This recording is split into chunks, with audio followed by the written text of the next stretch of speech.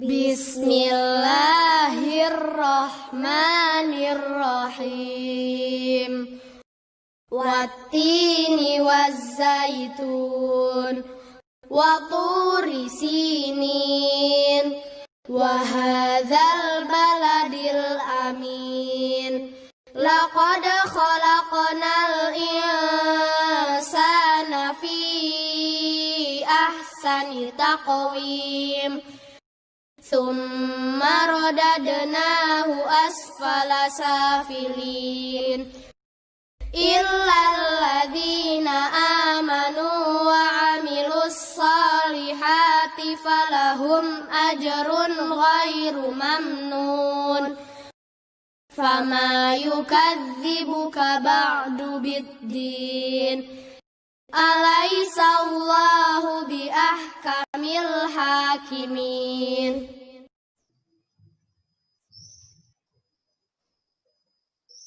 Baik, Assalamualaikum warahmatullahi wabarakatuh. Bagaimana kabar kakak kelas 5?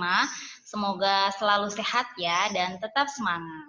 Ya, kali ini kita akan mempelajari tentang bab 1, mata pelajaran PAI, yaitu kandungan surat At-Tin. Oke, sebelumnya saya basmalah dulu ya.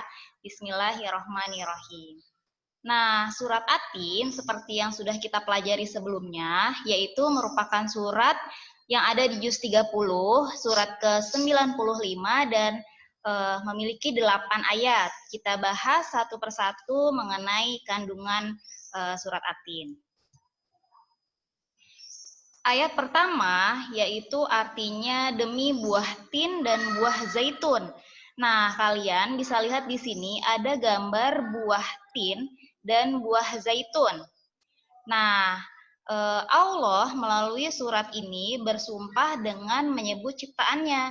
Jadi memang hanya Allah lah yang boleh bersumpah dengan ciptaannya. Buah tin dan buah zaitun ini diibaratkan atau merupakan ungkapan tentang suatu kota, yaitu kota Damaskus dan kota Baitul Maqdis. Kota Damaskus merupakan tempat diutusnya Nabi Nuh, dan di sini terdapat banyak sekali buah tin, sedangkan kota Baitul Maqdis merupakan tempat diutusnya Nabi Isa. Nah, untuk Baitul Maqdis, banyak sekali tanaman zaitun yang tumbuh di kota tersebut. Kedua pohon itu pun banyak tumbuh di negeri Syam yang merupakan negeri kenabian, tempat kenabian Nabi Isa. Nah, karena Allah sudah bersumpah dengan buah tin dan buah zaitun, maka memang benar banyak sekali manfaat dari masing-masing buah tersebut. Kemudian yang kedua, artinya ayat kedua, demi Gunung Sinai. Kalian bisa lihat juga di situ ada gambar Gunung Sinai. Nah, Gunung Sinai ini terletak di semenanjung Sinai, kota Mesir. Ternyata tinggi Gunung Sinai itu setinggi 2.285 meter. Dan Gunung Sinai ini dikenal dengan nama Jabal Musa, yaitu tempat Nabi Musa menerima wahyu dan diangkat menjadi rasul. Ayat ketiga artinya dan demi negeri Mekah yang aman. Nah, negeri Mekah itu disebut kota yang aman karena siapapun yang memasukinya akan terjaga keamanan dan keselamatannya. Kota Mekah itu disebut juga sebagai Ummul Qura, artinya induk dari segala kota. Dan di kota Mekah ini banyak sekali Al-Quran yang memang turun di kota Mekah. Nah, di kota Mekah sendiri itu termasuk kota yang mulia karena merupakan tempat kelahiran Nabi Muhammad dan terdapat Ka'bah atau Baitullah. Kita lihat ayat keempat yang memiliki arti, sungguh kami telah menciptakan manusia dalam bentuk yang sebaik-baiknya. Nah, arti dari kandungan ayat keempat itu bahwa ternyata memang Allah telah menciptakan manusia dengan bentuk yang sebaik-baiknya. Nah, manusia ini sangat berbeda dengan makhluk yang lain, misalnya seperti hewan ataupun tumbuhan. Manusia diciptakan memiliki jasmani, rohani, dan diberikan akal, sehingga manusia itu bisa berpikir dan memiliki hati, sehingga bisa memilih mana perbuatan yang baik dan juga mana perbuatan yang buruk.